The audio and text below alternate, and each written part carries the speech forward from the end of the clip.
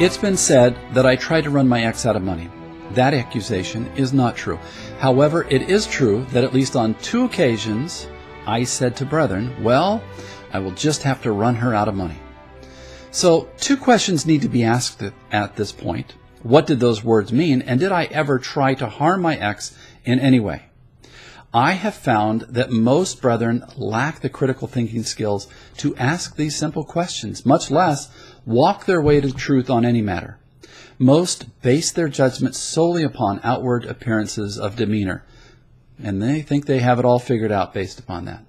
So, did my statement mean I was going to steal money from her? Did it mean I was going to engage in unethical behavior? Did it mean I was going to run her legal bills up needlessly? Or is it possible there is a good and honorable motive behind those words? In this situation, context is absolutely critical. I'm not going to address the 2003 to 2006 custody fight here. I'll do that in another video series.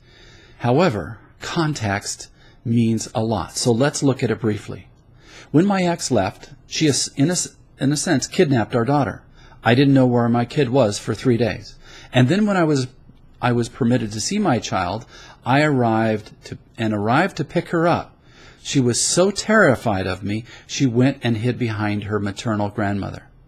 In just 3 days, my ex had convinced our 5-year-old daughter that I was a monster who was going to take her away from her mom and she would never see her mother again.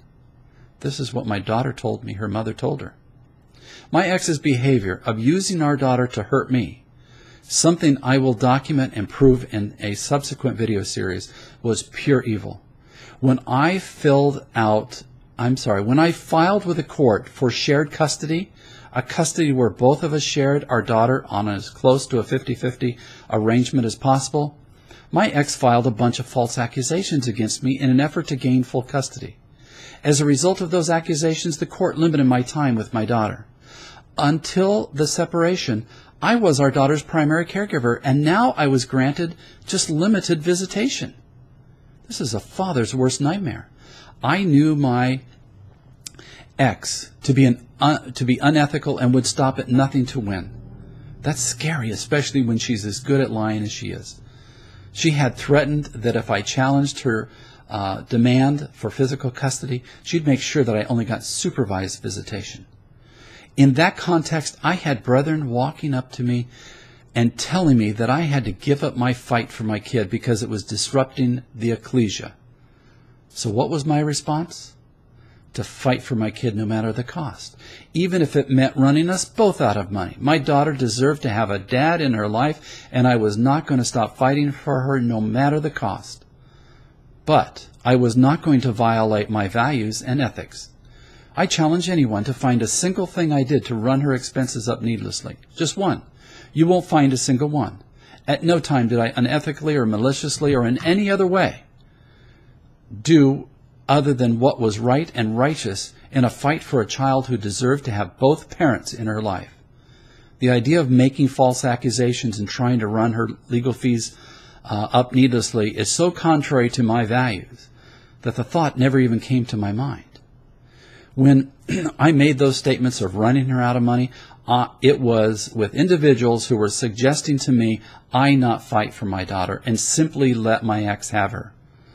And my expression was out of frustration and determination that I would not give her up no matter what, especially to someone who was trying to alienate her from me. And yes, I figured I had more money and could outlast her in a court battle.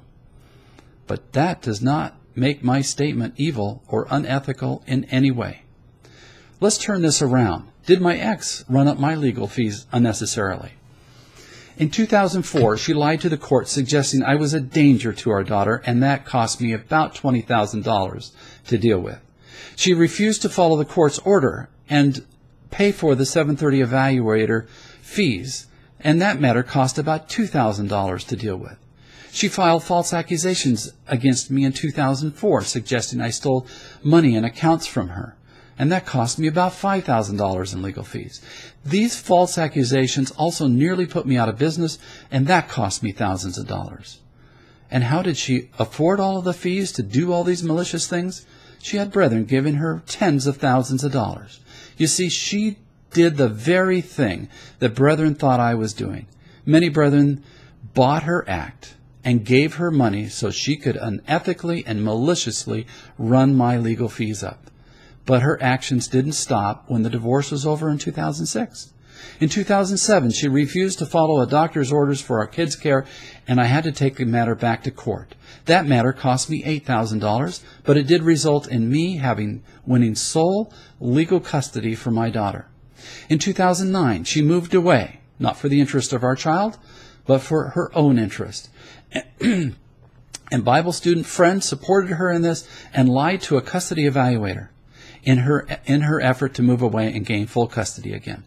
Getting those lies in that custody matter cleared up with a court cost another $45,000.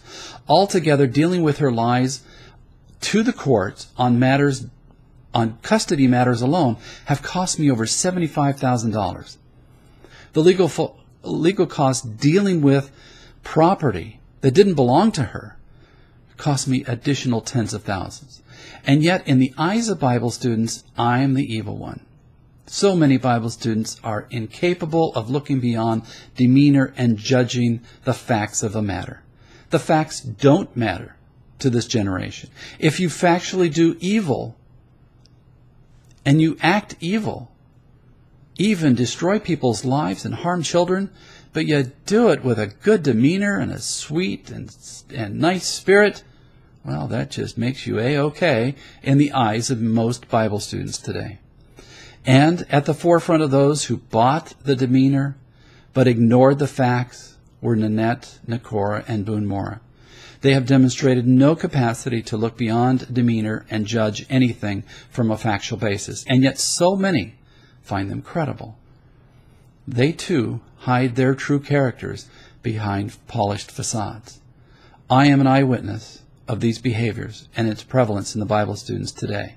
Sadly, today's generation lacks the genuine love for truth that was so prevalent just 100 years ago.